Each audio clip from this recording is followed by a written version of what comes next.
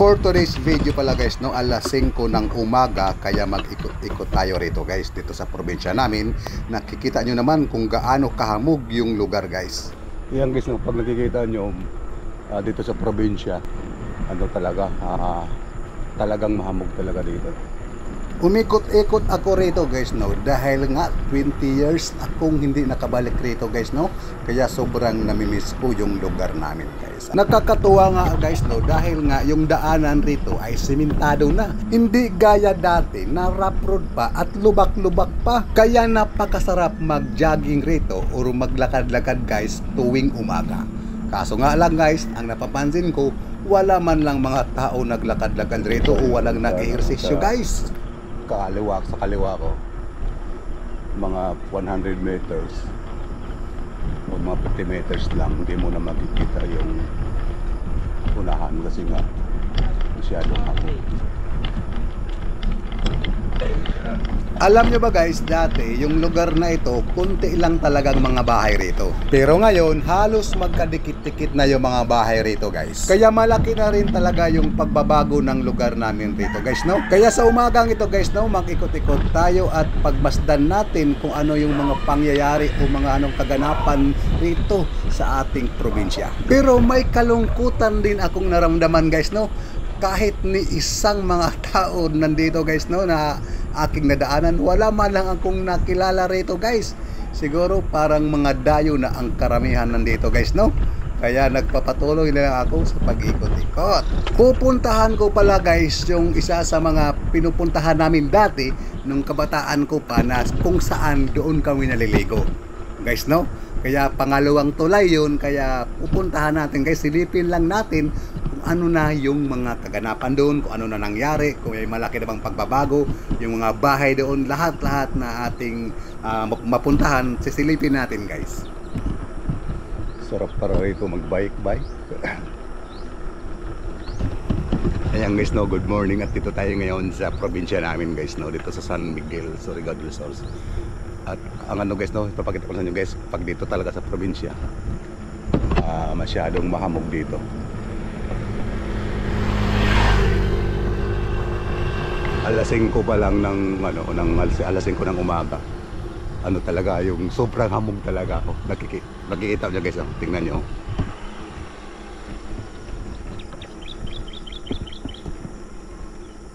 Yan. Dito sa camera, pag nakikita mo masyado pang yung mga sa unahan, para walang hamog, pero sa personal o dito ko talaga, so grabe kalapit, halos babasa ka sa hamog.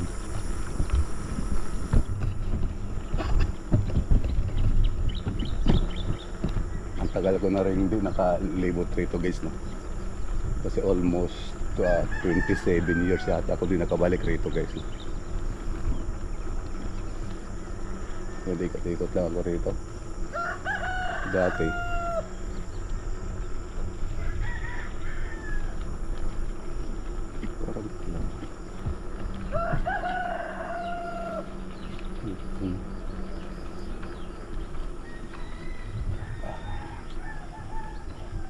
Agi na ay.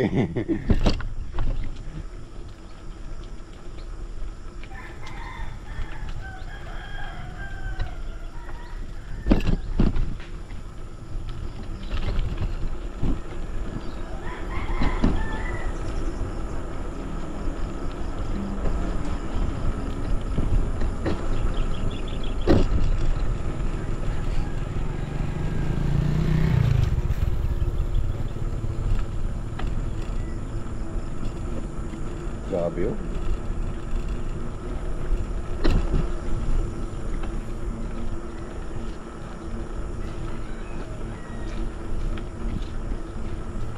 Mga bata magigib ng tubig.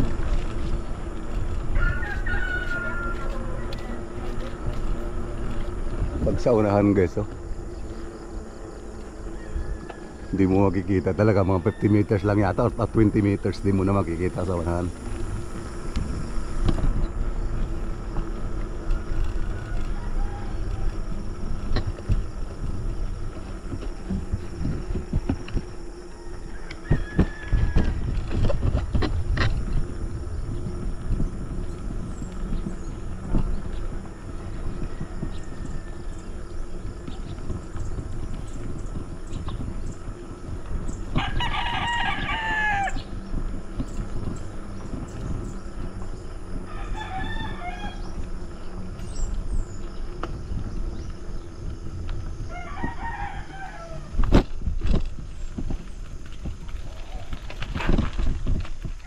maligo dito.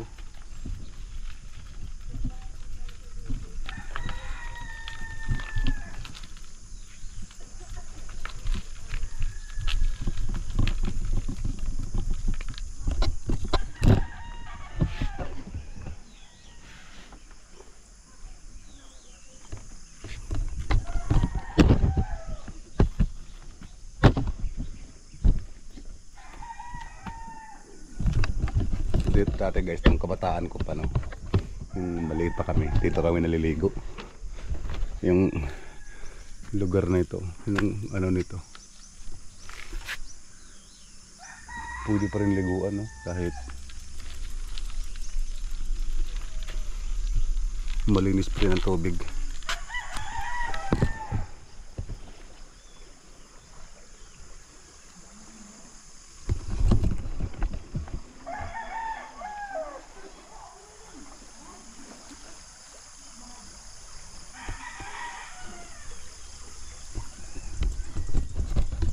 Pwede pa rin pala maligo, no?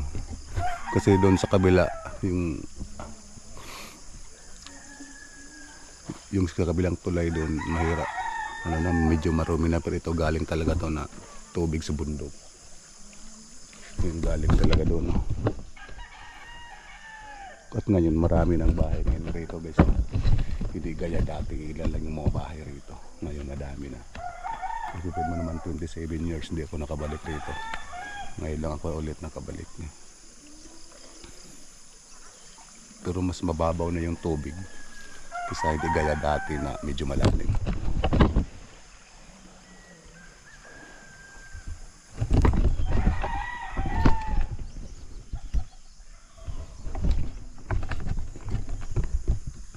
May mga kilala pa ko rito eh.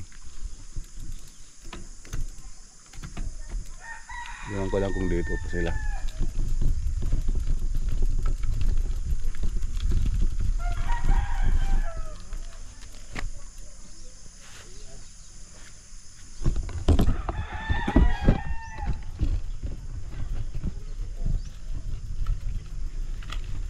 Ayan guys, now hanggang dito na lang yung ating vlog for today guys. Ayos lang, ikot-ikot lang tayo at pinapakita ko rin sa inyo guys kung gaano kahamog talaga rito sa probinsya.